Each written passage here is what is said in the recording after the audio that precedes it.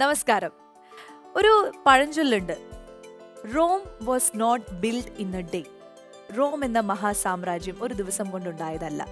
നിരന്തരമായിട്ടുള്ള പരിശ്രമത്തിലൂടെയാണ് അവർ ആ ലക്ഷ്യത്തിലെത്തിയത്. നമ്മൾ മനുഷ്യരുടെ കാര്യവും ഏകദേശവും അതുപോലെ തന്നെയാണ്. കഠിനമായിട്ടുള്ള ഒരു പ്രയത്നമുണ്ടെങ്കിൽ ഒരു പ്രതിഭയ്ക്ക് ലക്ഷ്യസ്ഥാനത്ത് എത്താൻ സാധിക്കുള്ളൂ. അങ്ങനെ പ്രതിഭകളുടെ ഒരു മാന്ത്രിക ലോകമാണ് ഇവിടെ നമ്മൾ തുറന്നിട്ടിരിക്കുന്നത്. ഇതിലൂടെ ഒരുപാട് പേര് ലോകത്തിന് മുന്നിൽ അറിയപ്പെടാൻ പോകുന്നു. So let's begin the show. This is Chungath jewellery red carpet. Chungath jewellery red കാർപ്പറ്റിൽ നമ്മുടെ ഇന്നത്തെ എന്നല്ല കുറെ ദിവസമായിട്ടുള്ള നമ്മുടെ അതിഥിയാണ്. വേറെ ആരുമല്ല, നമുക്ക് എല്ലാവർക്കും വളരെയധികം ഇഷ്ടമുള്ള, എത്ര സംസാരിച്ചാലും നമുക്ക് മതി വരാത്ത, എത്ര കണ്ടാലും നമുക്ക് മടുക്കാത്ത ഒരു മുഖവും സംസാരവും ഒക്കെ ഉള്ള നമ്മുടെ മിടുക്കി ചുണക്കുട്ടി റിമി ടോമി. റിമി ടോമി, പെട്ടെന്ന് റോം എന്നൊക്കെ പറഞ്ഞപ്പോഴേ, കാരണം റോമിലായിരുന്നു ഫസ്റ്റ് കൊറോണ സ്റ്റാർട്ട് ചെയ്ത്, ഇറ്റലി. ആ ഒരു ചിന്തയിലോട്ടൊക്കെ ഞാൻ പോയിരുന്നു. ആ ചിന്തകളൊക്കെ മാറ്റി വെച്ചിട്ട് നമുക്കിവിടെ ഞാൻ നേരത്തെ പറഞ്ഞ പോലെ പ്രതിഭകളുടെ ഒരു മായ ലോകമാണ്. അതെ, നമ്മള് വേറെ കാര്യം കൂടെ പ്രത്യേകം ശ്രദ്ധിക്കണം. ഇത്തരത്തിലുള്ള എന്റർടൈൻമെന്റ് ഷോസിന്റെ വേറൊരു വശം എന്ന് വെച്ചാല്, ഇന്ന് തമാശക്ക് വേണ്ടി പറയല്ല, മെന്റൽ ഡിപ്രഷൻ അല്ലെങ്കിൽ സ്ട്രെയിന് അല്ലെങ്കിൽ ഭാവിയെ പറ്റിയുള്ള ഉത്കണ്ഠ, ജോലി പോയിരിക്കുന്ന ആൾക്കാർ, ഇതൊക്കെ അവർക്ക് ഭയങ്കരമായ ടെൻഷൻ കൂട്ടിയിട്ട് ഇന്ന് നമ്മൾ എത്ര കേസുകളാണ് നമ്മൾ കണ്ടുകൊണ്ടിരിക്കുന്നത്. അപ്പൊ അങ്ങനെ ടെൻഷൻ നമുക്കൊന്ന് ലഘൂകരിക്കണമെങ്കിൽ ഇതേപോലെയുള്ള പരിപാടികള്, ഫണ്ണി ഷോ, ചാറ്റ് ഷോ, സിനിമകള്, കോമഡി, അതുകൊണ്ടാണ്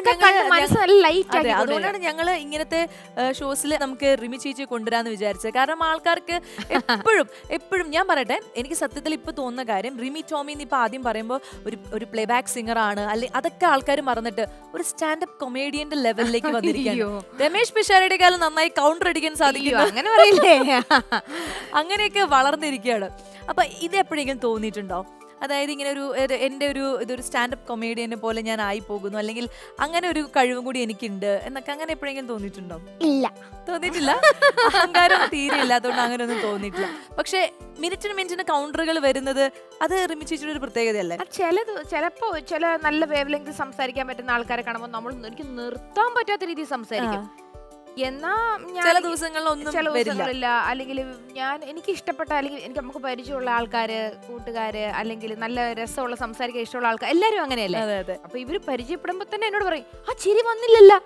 അപ്പൊ എല്ലാവരും വിചാരിച്ചു ഞാൻ ഷേക്കാര് തരുമ്പോ തന്നെ അങ്ങോട്ട് ഉറക്കെ അങ്ങ് ചിരിച്ച് രണ്ട് തമാശയൊക്കെ അങ്ങ് പറഞ്ഞ്, അതിനൊക്കെ അതല്ല, അതിനപ്പുറം നമ്മൾ പറയും എന്ത്, നമുക്കൊന്ന് ഇത്തിരി ഒന്ന് അവരെങ്ങനെയാണെന്നൊക്കെ ഒന്ന് മനസ്സിലാക്കി, അല്ല അങ്ങനെയല്ലേ എല്ലാവരും അങ്ങനെ തന്നെയാണ്. പക്ഷെ എങ്കിയോ പോയിട്ട് അല്ല, എല്ലാവരും അങ്ങനെ തന്നെയാണ്. അപ്പൊ ആ ഒരു കാര്യം ഇപ്പൊ റിമി ചേച്ചിയെ കുറിച്ച് എന്തെങ്കിലും തെറ്റിദ്ധായ ഒരു ധാരണ ഉണ്ടെങ്കിൽ അതൊക്കെ മാറ്റേണ്ട ഒരു സമയമായിരിക്കുന്നു. ഇന്നത്തെ എപ്പിസോഡിൽ ഞാൻ കുറച്ച് കുനിഷ്ട് ഗെയിമുകളുമായിട്ടാണ് വന്നിരിക്കുന്നത്. Are you ready? ഏത് എപ്പിസോഡിലാണ് കുനിഷ്ട് ഗെയിം ഇല്ലാത്തത്? കുറെ ദിവസങ്ങളായി ഇവിടെ ഇരിക്കുന്നുണ്ട്. ഒന്ന് രണ്ട് എപ്പിസോഡിലൊക്കെ ഞാൻ പാവായിട്ട് തന്നെ വെറുതെ വിട്ടു. പക്ഷെ എനിക്ക് ഇഷ്ടമായിരുന്നു കേട്ടോ എല്ലാം. ഇതും അതുപോലെ തന്നെ ഇഷ്ടപ്പെടുന്ന ഗെയിമാണ്. ഇതിലെന്ന് വെച്ചാൽ നമ്മള് കുറെ വെറൈറ്റി ഗെയിം ഉണ്ട്. ചിലതിൽ പാട്ടിനെ സംബന്ധിച്ചായിരിക്കും, ചിലത് സിനിമയെ സംബന്ധിച്ചായിരിക്കും, ചിലത് കുറച്ച് ബുദ്ധി ഉപയോഗിക്കേണ്ടതായിരിക്കും. അങ്ങനെ lots of varieties of India അങ്ങനെയായിരിക്കും. ഓക്കെ, സോ നമുക്ക് AV നോക്കാം. മോഹൻ തോമസിന്റെ ഉച്ചിഷ്ടവും അമേദ്യവും കൂട്ടിക്കുഴച്ച് 4 നേരം മൃഷ്ടാന്നം വെട്ടിപിടുങ്ങി ഏമ്പക്കവും ഇട്ട ആസനത്തിൽ വാലും ചുരുട്ടി വെച്ച് അവന്റെ കാൽ ചുവട്ടിൽ കിടക്കുന്ന തന്നെയും ഇയാളെയും പോലുള്ള പരമനാറികൾക്ക് ആ പേര് ചേരൂ. എനിക്ക് ചേരില്ല. ഓർത്തോ, I'm Bharath Chandran. Just remember that.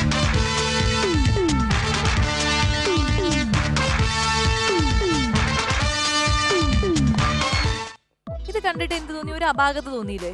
ഒരു മെക്സിക്കൻ അപാരത അല്ല, ഒരു മെക്സിക്കൻ അപാരത അല്ലാതെ ഒരു മലയാളം അപാരതയായിട്ട് തോന്നിയില്ലേ ഈ സിനിമ? ഈ ഡയലോഗ് കഴിഞ്ഞിട്ട് ഇതിന് ചേരുവോ? ഇതിന് ചേരില്ല. വേറൊരു സിനിമയുടെ അല്ലേ? CBI അല്ല, വളരെ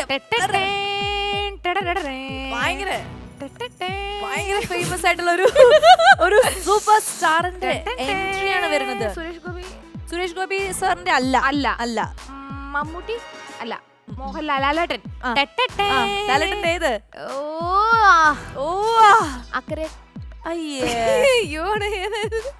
ഭയങ്കര സ്റ്റൈലായിട്ട് ലാലേട്ടനൊക്കെ നടന്നു വരുന്ന അങ്ങനത്തെ ഒരു സിനിമയാണ്.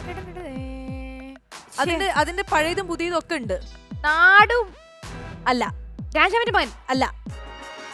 അടുത്തത് അതേപോലെ തന്നെ കുറച്ച് പഴയതും നാണക്ക് ലാലേട്ടൻ ഫാൻസ് ഒക്കെ എന്നെ എടുത്തിട്ട് പുതിയത് ഓർമ്മയുണ്ടോ? അതിന്റെ പുതിയത് വന്നു. പഴയതാന്ന് പറഞ്ഞാല് പുതിയത് ഏതാന്ന് പറയുമ്പോ Reload. സാഗർ ഇലിയാസ് ജാക്കി. അതെ, 20-ാം നൂറ്റാണ്ട്. അതാണ് ഞാൻ പഴയത് ഉദ്ദേശിച്ചത്. ഞാൻ പെട്ടെന്ന് അതാണ് രാജാവിന്റെ മകൻ ഇതിലോട്ട് പോയി. അത് കഴിഞ്ഞിട്ട് നമ്മുടെ സാഗർ ഇലിയാസ് ജാക്കിലോട്ട്. അപ്പൊ അതിന്റെ അതാണ് നമ്മൾ ഈ ഇതൊന്ന് മിക്സ് ആൻഡ് മാച്ച് ചെയ്തു നമ്മൾ. അതാണ് ഞങ്ങളുടെ ഒരു പുതിയ ടെക്നിക്. അപ്പൊ ഇതില് റിമി ചേച്ചി തോറ്റോന്ന് വെച്ചാൽ തോറ്റു, ജയിച്ചോന്ന് വെച്ചാൽ ജയിച്ചു. ദാരുണമായി പരാജയപ്പെട്ടു. അപ്പൊ ഞാൻ പരാജയപ്പെട്ടു തന്നെ പറയാല്ലേ. റിമി ചേച്ചി തോറ്റ് തൊപ്പിയിട്ടു ഈ ഗെയിമിൽ. തല കുനിച്ച് നിൽക്കുന്നു. അടുത്തതിൽ ജയിക്കുന്നോണം വരെ ഞാൻ തല ഉയർത്തില്ല. ഓക്കെ, തല താഴ്ത്തി. അടുത്തതിൽ പക്ഷേ നമ്മുടെ റിമി ടോമി ജയിക്കുമെന്നാണ് എന്റെ ശുഭാപ്തി വിശ്വാസം. കാരണം എന്നാൽ സംഗീതാത്മകമായ ഒരു ചോദ്യത്തിലാണ് ഞാൻ കടന്നു പോകുന്നത്. കുട്ടി, are you ready? Yes. Okay, അപ്പൊ നമുക്ക് തല കുനിച്ചിരുന്ന വിഷ്വൽ കാണാൻ പറ്റില്ല. പിന്നെ ക്ലൂ പോയ എന്നെ കുറിച്ച് പറയരുത്. അന്തസ്സായിട്ട് തല ഉയർത്തി പിടിക്കാലോ. വേണമെങ്കിൽ ഒന്ന് കാലും കയറ്റി വെച്ചിരുന്നു. ഇതിപ്പോ ആര് പറഞ്ഞ പോലെ തോന്നി? അപ്പൊ അന്തസ്സായിട്ട് തല ഉയർത്തി പിടിക്കാലോ. ഭീമൻ രഘുചേട്ടൻ രണ്ടുപേരും കൂടെ കയറി വന്നു. ജയനും കൂടെ അപ്പൊ അന്തസ്സായിട്ട് തല ഉയർത്തി പിടിക്കാലോ. മിക്സ് ആൻഡ് മാച്ച് ആയി പോയി. അതെ, നമ്മുടെ ഈ റൗണ്ട് മിക്സ് ആൻഡ് മാച്ച് ആണല്ലോ. അതുകൊണ്ട് അങ്ങനെ ആയാലും കുഴപ്പമില്ല. എന്തായാലും നമ്മുടെ റെഡ് കാർപ്പറ്റിന്റെ വേദിയിൽ ഇനി വരാൻ പോകുന്ന പെർഫോമർ ആരാണ്, അവരെ കുറച്ച് കുഞ്ഞു വിശേഷം എനിക്കറിയില്ല, നിങ്ങൾക്കല്ലേ അറിയുള്ളൂ. അതെ, അല്ല ആരാണെന്ന് എന്നോട് ചോദിച്ചോണ്ടി. അയ്യോ, നമ്മൾ വരാൻ പോകുന്ന ഒരു കുട്ടീനെ കുറിച്ച് ചെറിയൊരു വീഡിയോ നമ്മൾ ഉണ്ടാക്കിയിട്ടുണ്ട്. അതൊന്ന് കാണാം, എന്നിട്ട് ആ കുട്ടിയെ വിളിക്കാം. റെഡ് കാർപ്പറ്റിലെ വീഡിയോ. ഇത് ചിപ്പിമോൾ. പിച്ച വെച്ച് തുടങ്ങിയപ്പോൾ മുതൽ നൃത്തച്ചുവടുകൾ ശീലമാക്കിയ കുഞ്ഞു കലാകാരി പകലന്തിയോളം ആകുന്നു. 2-2.5 വയസ്സിലെ എൻ്റെ മോള് ടി വിയിലെ ഓരോ പാട്ട് കേട്ടിട്ട് ഡാൻസ് ചെയ്യുമായിരുന്നു. അതെൻ്റെ ചിപ്പിയുടെ അമ്മ അത് എപ്പോഴും ശ്രദ്ധിക്കുമായിരുന്നു. അപ്പോൾ എന്നോട് പറഞ്ഞു, അണ്ണാ നമുക്ക് ചിപ്പിയെ ഡാൻസ് പഠിപ്പിക്കണം. അങ്ങനെ 3-ാമത്തെ വയസ്സിൽ എൻ്റെ മോള് അരങ്ങേറ്റം കുറിച്ചതാണ്. ലോകത്തിന് തന്നെ മാതൃകയാകുന്ന ഈ കുഞ്ഞു പെൺ പ്രതിഭയ്ക്ക് റെഡ് കാർപ്പറ്റിന്റെ വേദിയിലേക്ക് സ്വാഗതം. അപ്പോൾ അതായത് നമ്മളുടെ ഈ സ്റ്റേജാണ് നമ്മുടെ കുട്ടിയുടെ 187ാമത്തെ സ്റ്റേജാണ് അമൃത റെഡ് കാർപ്പറ്റ്. 200-ലും 500-ലും 1000-ലും ഒക്കെ എത്തട്ടെ. അതെ, വളരെ ടാലന്റഡ് ആയിട്ടുള്ള ഒരു മിടുക്കി ആണെന്ന് തന്നെ നമുക്ക് ആ പ്രൊഫൈൽ കണ്ടപ്പോൾ മനസ്സിലായി. സാധാരണ എല്ലാവരും പെർഫോം ചെയ്യുമ്പോൾ അതായത് ചിലർ അവരുടെ സ്വന്തം ഒരു ഇഷ്ടത്തിന് വേണ്ടിയിട്ട് അല്ലെങ്കിൽ ഒരു മനസ്സിന് സന്തോഷം അല്ലെങ്കിൽ ഒരുപാട് സമ്മാനങ്ങൾക്ക് വേണ്ടിയിട്ടൊക്കെയാണ് പെർഫോം ചെയ്യുന്നത്. പക്ഷേ ഈ വീഡിയോയിൽ അല്ലെങ്കിൽ നമുക്ക് ഈ കുട്ടീനെ കുറിച്ച് മനസ്സിലാക്കിയത് സോഷ്യൽ സർവീസ് ആണ് അവരുടെ ഒരു മെയിൻ മോട്ടിവേഷൻ എന്ന് പറയുന്നത്. അങ്ങനെ ഒരുപാട് സമൂഹത്തിന് വേണ്ടിയിട്ട് ഇത്ര ചെറുപ്രായത്തിൽ ആ കുട്ടി ചെയ്തിട്ടുണ്ട്. നമുക്ക് കൂടുതൽ വിശേഷങ്ങൾ നമ്മുടെ കുഞ്ഞു മിടിക്കെ സ്വാഗതം ചെയ്തുകൊണ്ട് അറിയാം. സോ ലെറ്റ്സ് വെൽക്കം ചിപ്പി. അപ്പൊ 187ാമത്തെ സ്റ്റേജാണിത്. അത്രയും സ്റ്റേജുകളിലൊക്കെ പെർഫോം ചെയ്തു. സോ ഈ ഒരു എന്താ തോന്നുന്നത് നമുക്ക് റെഡ് കാർപ്പറ്റിൽ വന്നിട്ട്? സന്തോഷമാണോ? ആണോ? മോള് ഇത്ര ചെറുപ്രായത്തിൽ തന്നെ ഇത്രയും വലിയൊരു കാര്യമാണ് ചെയ്യുന്നത്. ഡാൻസ് ഒക്കെ ചെയ്തിട്ട് അതുകൊണ്ട് കിട്ടുന്ന പൈസ സാമൂഹ്യ സേവനത്തിന് വേണ്ടി ഉപയോഗിക്കുന്നു. അതിനെക്കുറിച്ചൊക്കെ അതെന്താണ്, അതിന്റെ സീരിയസ്നെസ് ഒക്കെ അറിയോ? അല്ല, ഞാൻ സ്കൂളിൽ ഡാൻസ് കളിക്കുമ്പോൾ നോട്ടുമാല തരുമായിരുന്നു. നോട്ടുമാല ഇടിക്കും? അല്ല, നോട്ടുമാല എനിക്ക് തരുമായിരുന്നു. അപ്പോൾ ഞാനത് എടുത്ത് സൂക്ഷിച്ചു വെച്ചേക്കുമായിരുന്നു. അപ്പോൾ സ്കൂളിൽ ചൈൽഡ് ഹെൽപ്പിൻ്റെ പിരിവിന് വന്നപ്പം അച്ഛനോടും അമ്മയോടും ഞാൻ ചോദിച്ചു അത് കൊടുത്തോട്ടെ എന്ന്. അപ്പോൾ പറഞ്ഞു കൊടുത്തോളാൻ. പിന്നെ വാർത്തയിൽ ക്യാൻസർ രോഗികളെ കുറിച്ച് വന്നപ്പം ഞാൻ ചോദിച്ചു ഇനി ഞാൻ ഡാൻസ് കളിക്കുന്ന പൈസ അങ്ങനെ കൊടുത്തോട്ടെ എന്ന്. അങ്ങനെ പിന്നെ കൊടുത്തോളാം. ഇത്ര ചെറുപ്രായത്തില് അങ്ങനെ എന്തെല്ലാം വാങ്ങിച്ചു വെക്കാം, അത് മേടിക്കാം, ഇത് മേടിക്കാം. നമ്മള് ഈ പ്രായത്തിലേക്ക് കുട്ടികൾക്ക് ഒരുപാട് ആഗ്രഹം ഉണ്ടാവും, അത് വേണം, ഡ്രസ്സ് വേണം, അങ്ങനെ വേണം. പക്ഷെ മോൾക്ക് അങ്ങനെ തോന്നിയത് ചിലപ്പോ അതൊരു ദൈവാനുഗ്രഹം. തീർച്ചയായിട്ടും ദൈവം അനുഗ്രഹിക്കട്ടെ കേട്ടോ. ഇപ്പൊ ഒരുപാട് സ്ഥലത്ത്, അതായത് ഒരുപാട് കേരളത്തില് ഒരുപാട് സ്ഥലങ്ങളിൽ അങ്ങനെ പോയി ഡാൻസ് ചെയ്ത് ഒരുപാട് പേരെ ഇവര് സഹായിക്കുന്നുണ്ട്. ഓ ശരി, അങ്ങനെയാണ്. നമുക്ക് അച്ഛനടുത്ത് ചോദിക്കാം എങ്ങനെയാന്നുള്ളത്. നമസ്കാരം. എങ്ങനെയാണ് ഇങ്ങനെ ഇപ്പൊ ചേട്ടനെ പോലെ ഇങ്ങനെ ഒരു മനസ്സ്, അതായത് സഹായിക്കണം എല്ലാവരെയും, നമുക്ക് കിട്ടുന്ന ഇതിനകത്തൊന്നും സഹായിക്കണം എന്നൊക്കെ തോന്നുന്ന അവര് എന്താണ് ചേട്ടൻ എപ്പ തൊട്ടുള്ള ഇതാണിത്? ഞാൻ കുഞ്ഞുനാളില് മാതാമൃതാനന്ദമയി ആശ്രമത്തിലെത്തിയതാണ്.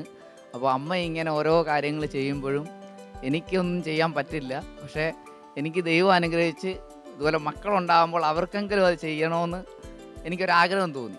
അപ്പോൾ അത് ദൈവമായിട്ട് തന്നെയാണ് എൻ്റെ മകളെ.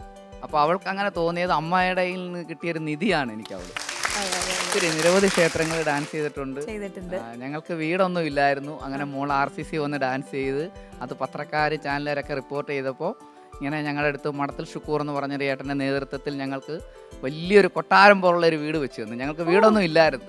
അപ്പോൾ എൻ്റെ മോൾക്ക് സത്യം പറഞ്ഞ ഒരു ചെലങ്കയും കൊണ്ട് വന്നതാണ് അവർ. ഞങ്ങളുടെ വീടിൻ്റെ അവസ്ഥ കണ്ടപ്പോൾ ഇന്ന് ഞങ്ങളൊരു കൊട്ടാരത്തിലാണ് കിടക്കുന്നത്.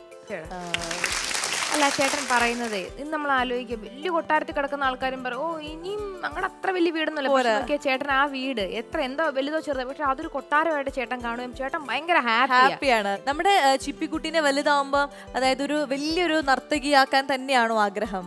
അങ്ങനെയാണ് ആഗ്രഹം. പക്ഷെ നന്മ ചെയ്യണം, അതാണ് എൻ്റെ ഏറ്റവും വലിയ ആഗ്രഹം. അതെ, നമുക്ക് കിട്ടിയ ഒരു കല കൊണ്ട് നമ്മൾ ഒരുപാട് പേരെ സഹായിക്കണം. ഇതുപോലെ ഒരു അച്ഛനുണ്ടെങ്കിൽ ആ സ്വഭാവം എന്തായാലും മകൾക്ക് കിട്ടാൻ. തീർച്ചയായിട്ടും. മോളുടെ ഏറ്റവും വലിയ ഭാഗ്യം ഡാൻസോ പാട്ടോ എന്നതിലുപരി ഈ അച്ഛൻ തന്നെയാ. അതിന് എൻ്റെ ടീച്ചറിനാണ് ഏറ്റവും വലിയ കടപ്പാട്. അവൾക്ക് ഫീസ് പോലും വാങ്ങാണ് എൻ്റെ മോളെ ഈ നിലയിൽ എത്തിച്ചത്. Dance teacher. അതെ, സാവിത്രി രാമചന്ദ്രൻ. അപ്പോൾ അതായത് നമുക്ക് കിട്ടുന്ന പൈസയ്ക്ക് പോലും പുതിയതൊന്നും വാങ്ങിക്കാൻ അവളുടെ കയ്യിൽ ഇല്ല പൈസ. പക്ഷെ അതെല്ലാം ടീച്ചർ വാങ്ങിച്ചു കൊടുക്കും. ഞങ്ങൾ കാണുന്നവരെല്ലാം ഞങ്ങൾക്ക് ദൈവങ്ങളാണ്. എല്ലാവരും എൻ്റെ മോളെ അനുഗ്രഹിക്കുന്നുണ്ട്. അതുപോലെ അവൾക്ക് എല്ലാവർക്കും കൊടുക്കണമെന്നുള്ള അതിന് എനിക്ക് ദൈവം കഴിവ് തരണമെന്നേ പറയത്തുള്ളൂ. ഈ ലോകത്തെ നല്ല മനുഷ്യരില്ല എന്ന് കുറെ പറയുന്നത് കേട്ടിട്ടുണ്ട്. ഇതൊക്കെ പോരെ നല്ല മനുഷ്യർക്ക്, ഇതിനപ്പുറം വലിയൊരു ഉദാഹരണം എന്ത് വേണം അല്ലേ? വളരെ കുഞ്ഞാഗ്രഹങ്ങളും ഒരുപാട് വലിയ സ്വപ്നങ്ങളൊന്നും ഇല്ലാതെ കിട്ടിയ ലൈഫിൽ ഹാപ്പി ആയിട്ടിരിക്കുന്ന ആണ് ചേട്ടൻ. എല്ലാം വന്നോളും ചേട്ടാ. മോളല്ലേ, ചേട്ടന്റെ പ്രാർത്ഥന, ചേട്ടന്റെ സപ്പോർട്ട് എല്ലാം ശരിയായിക്കോളും. അപ്പൊ ഒരുപാട് അവസരങ്ങൾ കിട്ടട്ടെ, അമ്മയുടെ അനുഗ്രഹം ഉണ്ടാവട്ടെ. ഓക്കെ, അപ്പൊ നമുക്ക് പെർഫോമൻസ് കണ്ടാലോ? റെഡി? All the best.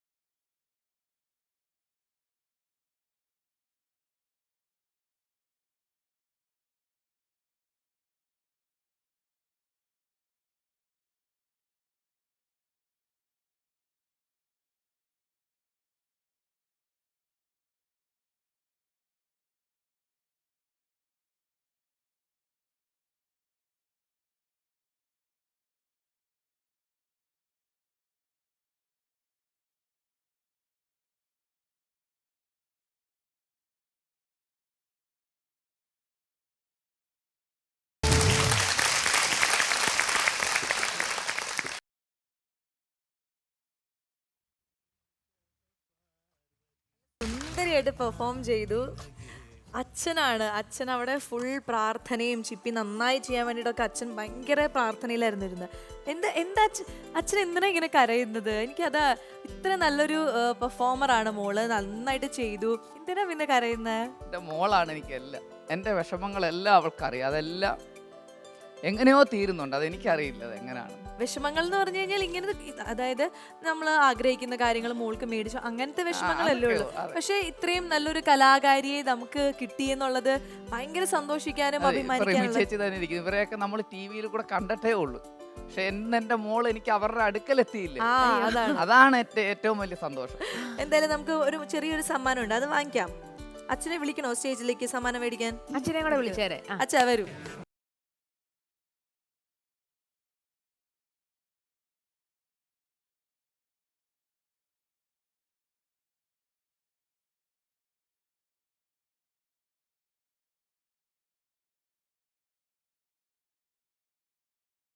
ചേട്ടാ, അപ്പൊ ഇനിയും കൂടുതൽ വേദിയിൽ വെച്ച് നമുക്ക് കണ്ടുമുട്ടണം. Okay, thank you.